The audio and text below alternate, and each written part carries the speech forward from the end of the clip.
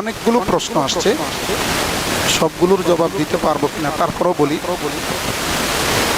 এক ভাই প্রশ্ন করেছেন, হুজুর মহিলারা কি মুখে তালাক দিতে পারে এবং মুখে 3 বার তালাক দিলে কি হবে? রাগে হোক অথবা হাসতে হাসতে হোক, ইসলামে কি বলে?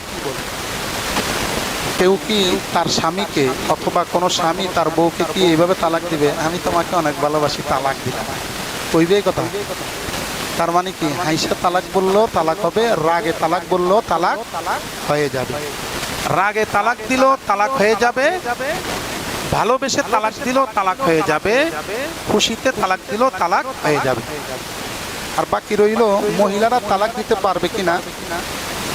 এটা যদি কারো ক্ষেত্রে হয়ে থাকে তাহলে নিকাহ নামা, অর্থাৎ রেজিস্ট্রি করা হয় না, কাবিন নামা, এই কাবিন নামা দেখলে বলা যাবে যে মহিলা তালাক দিলে হবে কি হবে না। সাধারণত ইসলামে মহিলাকে তালাক দেওয়ার অধিকার দেয় নাই, মহিলারা তালাক দিতে পারবে না। কারণ মহিলারা দেখেন না, কথায় কথা তোর মার উপর গজব পড়ো, তোর উপর গজব পড়ো, তোর 14 গোষ্ঠীর উপর পড়ো। পুরুষরা বলে এরকম বলে না, এদের জবানটা একটু পাতলা। এখন তালাকটা যদি এদেরকে দিয়ে দেওয়া হইতো তাহলে কথায় কথা কিন্তু তোর তালাক যা। এই জন্য আল্লাহ তাআলা সিস্টেম করে ওদেরকে তালাকের অধিকার দেয় নাই।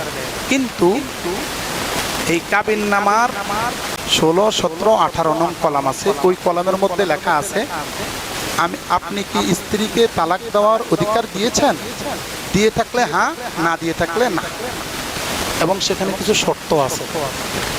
সেটা আপনি কিভাবে পূরণ করছেন সেটা দেখতে হবে। তালাক দেওয়ার অনুমতি সেখান থেকে নিশ্চিত। আপনি যদি সেখানে সিগনেচার করেন, তালাক দেওয়ার অনুমতি দিয়ে থাকেন অথবা শর্ত জড়িয়ে থাকেন, তাহলে সেই অনুযায়ী তালাক হবে অথবা হবে না। এই জন্য এই সমস্ত ক্ষেত্রে মৌখিক কিছু বলা নাই, যা বলতে হবে কলমে আর দেখানোর মাধ্যমে। আশা করি আপনার প্রশ্নের জবাব পেয়েছেন। হুজুর বাথরুমে উলঙ্গ হয়ে গোসল করা জায়েজ আছে কি? হ্যাঁ, উলঙ্গ হয়ে যদি বাহির থেকে দেখার কোনো সুযোগ না থাকে তাহলে বাথরুমে উলঙ্গ হয়ে গোসল করা জায়েজ, তবে না করাটাই উত্তম, অনুচিত। গুনাহ নাই, উলঙ্গ হয়ে গোসল করলে গুনাহ নাই, তবে একজন মুমিন হিসাবে উচিত নয়। আরেকটা প্রশ্ন করেছেন, অন্ধকার ঘরে উলঙ্গ হয়ে সহবাস করা ঠিক আছে? সহবাস নিসাউকুম হারসুল লাকুম ফাতু হারসাকুম আন্না শি'তুকুম, 2 নম্বর পারার 14 নম্বর পৃষ্ঠার শেষের লাইন। আল্লাহ পাক রব্বুল ইজ্জত বলছেন, তোমরা তোমাদের জন্য তোমাদের স্ত্রীরা হচ্ছে ক্ষেত স্বরূপ, যেমনি ইচ্ছা তেমনি তোমরা ক্ষেত চাষাবাদ করতে পারো। এর থেকে বোঝা যায় সহবাস যেই কোনোভাবেই করা যাবে। কয়েকটা ক্ষেত্র, যখন মাসিক থাকে তখন সহবাস করা যাবে না, যখন বাচ্চা প্রসব হওয়ার পরে রক্ত চলে তখন সহবাস করা যাবে না, পিছনের রাস্তা দিয়ে সহবাস করা যাবে না। যেইভাবে হোক সামনের রাস্তা দিয়ে সহবাস সব ক্ষেত্রে করতে পারবেন, তবে একেবারে উলঙ্গ হয়ে সহবাস করাটা সুন্নত পরিপন্থী।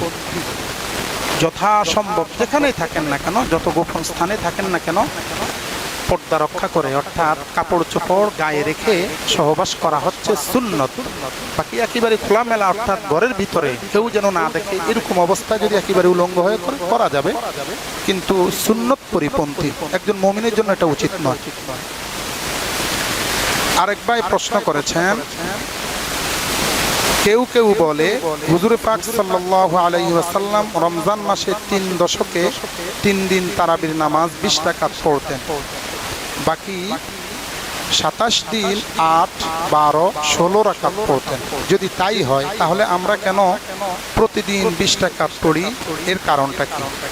এই প্রশ্নটা আরো আগে করার দরকার ছিল, যা করছেন এখনই। এটার বিস্তারিত আলোচনা সংক্ষেপে বলি। রাসূলুল্লাহ সাল্লাল্লাহু আলাইহি ওয়াসাল্লাম ওনার জীবনে উনি তারাবিহের নামাজ উনি পড়ছেন 8 রাকাত পড়ছেন, অর্থাৎ হাদিসের মধ্যে 11 রাকাত, 3 রাকাত বিতের আর 8 রাকাত তারাবি। 8 রাকাত, 12 রাকাত, 20 রাকাত, আবার কিছু কিছু রাওয়ায়াতের চাইতে বেশি পাওয়া যায়। রাসূলুল্লাহ সাল্লাল্লাহু আলাইহি ওয়াসাল্লাম পড়েছেন, তবে রাসূলুল্লাহ সাল্লাল্লাহু আলাইহি ওয়াসাল্লাম জামাতে পড়েন নাই। একটা হাদিসের মধ্যে বলেছেন আমি যদি ফরজ হওয়ার আশঙ্কা না করতাম তাহলে তোমাদেরকে তারাবি পড়ার জন্য আমি আদেশ করতাম। তো উনি নামাজ পড়ে গেছেন, 20 টাকা তো পড়ছেন, 8 টাকা তো পড়ছেন, এর চাইতে বেশিও পড়ছেন। হযরত আবু বকর যখন খেলাফতে আসলেন, উনি আসার পরে এইভাবে চলছে, জামাত ছাড়া যার যার মন মতো, কেউ 20 টাকা পড়তো, কেউ এর চাইতে বেশি পড়তো, আর কেউ বা 11 রাকাত পড়তো। হযরত ওমর রাদিয়াল্লাহু তাআলা আনহু যখন খেলাফতে আসলেন, আসার পরে তিনি দেখছেন সাহাবায়ে কেরাম ছড়িয়ে ছিটিয়ে এখানে নামাজ পড়ে, ওখানে নামাজ পড়ে, এখানে নামাজ পড়ে, এটা ডিস্টার্ব।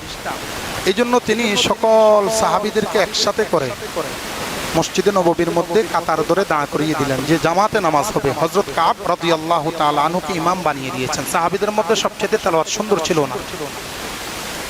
তো হযরত ওমর যখন এই নিয়মটা চালু করলেন, কাব ইমামতি করছেন আর সকলে পিছনে জামাতের সাথে নামাজ পড়ছেন, আর তখন 20 রাকাত নামাজ বাধ্যতামূলক তিনি করে দিয়েছেন। তখন থেকে সাহাবায়ে কেরামের যুগ গেল, তাবিঈগণের যুগ গেল, তাবে তাবিঈগণের যুগ গেল, আইম্মায়ে মুজতাহিদিনের যুগ গেল, 400 বছর চলে গেল। জামাতের সাথে তারাবি হতো, 20 রাকাত তারাবি হতো। কথাটা খেয়াল করবেন, ফিতনা ছড়ায়, এখন ফিতনা ছড়ায়। সময় থাকলে আরো কিছু বলতাম, সংক্ষেপে বলছি। ওমর রাদিয়াল্লাহু তাআলা আনহু 20 রাকাতের প্রচলন করলেন আর জামাতের প্রচলন করলেন। তখন থেকে চলছে, তাবিঈগণ করছেন, তাবে তাবিঈগণ করেছেন, প্রায় 400 বছর পর্যন্ত ভেবে চলছে। আর বাইতুল্লাহ এবং মসজিদে নববী, মসজিদে আকসা সহ এর আরব দেশে, সৌদি আরবের প্রায় সমস্ত মসজিদের মধ্যে 20 রাকাত নামাজ এখনো পর্যন্ত হচ্ছে। বড় আফসোসের বিষয়, সলিমউদ্দিন কসিমউদ্দিন বাংলা কিতাব পড়ে আসে এখন কয় 8 রাকাত নামাজ। তোরে কেডা মানা করছে তুই বেটা 8 রাকাত পড় সারাদিন বয়ে বয়ে? আমাকে কোনো সমস্যা আছে? ডাক্তার জাকির নায়েকের একটা বক্তব্য আমি গত কিছুদিন আগে বলেছিলাম। উনি একটা কথা বলেছেন, 8 রাকাত নামাজ যারা পড়েন পড়েন, 20 রাকাত যারা পড়েন পড়েন। আপনি আপনার সন্তানকে যদি স্কুলে পড়ান তাহলে আপনি এত টাকা খরচ করেছেন, আপনি নিশ্চিত 33 করে নাম্বার পেয়ে পাশ করুক, আপনি এটা চাইবেন না, A+ পাক এটাই চাইবেন, যেহেতু টাকা পয়সা খরচ করেছেন। 20 রাকাত নামাজ A+, 8 রাকাত নামাজ 33-এ পাস। এবার আপনারা সিদ্ধান্ত নেন, 8 রাকাত পড়ে 33-এ পাস করবেন নাকি 20 রাকাত পড়ে A+ পাইবেন? কোনটা পাইতে চান? সুন্দর জবাব। আপনারা তাকে মানেন, পীরের মতো তাকে মানেন, তো তার কথাই মানেন। আমি এই কথার উপর আছি। কি বলেন? আমরা A+ পাবেন না 33-এ পাস করবেন? আল্লাহ বুঝবার তৌফিক দান করুন। আর বেশি কিছু বলার দরকার নেই। আরেক ভাই আরেকটা প্রশ্ন করছেন, নামাজের সময় হাতের কনি দেখা গেলে নামাজ মাকরু হয় কি? কথাটা সঠিক? মনে হয় সম্ভবত উনি বুঝাতে চেয়েছেন গেঞ্জি গায়ে দিয়ে নামাজ পড়া যাবে কিনা, মনে হয়। কেউ যদি ঘটনাক্রমে এখন গেঞ্জি গায়ে দিয়ে বা ফতুয়া গায়ে দিয়ে মসজিদে চলে আসছে, অন্য জামা ছিল না, অথবা অফিসে গেছেন, এখন ওনার এতটুকু পর্যন্ত হাফ শার্ট আছে, তাহলে নামাজ পড়বেন, কোনো সমস্যা নেই। কিন্তু সুযোগ সন্ধানী সবসময় এটাই পড়বেন, ভালো থাকা অবস্থায় এটা করবেন, ঘরে থাকা অবস্থায় এটা করবেন, তাহলে এটা মাকরু হবে। কিন্তু ঘটনাক্রমে এক জায়গায় চলে গেছেন, এখন আপনার গায়ে হাফ শার্ট, তাহলে আপনার জন্য সুযোগ আছে, নামাজ পড়ে নেবেন।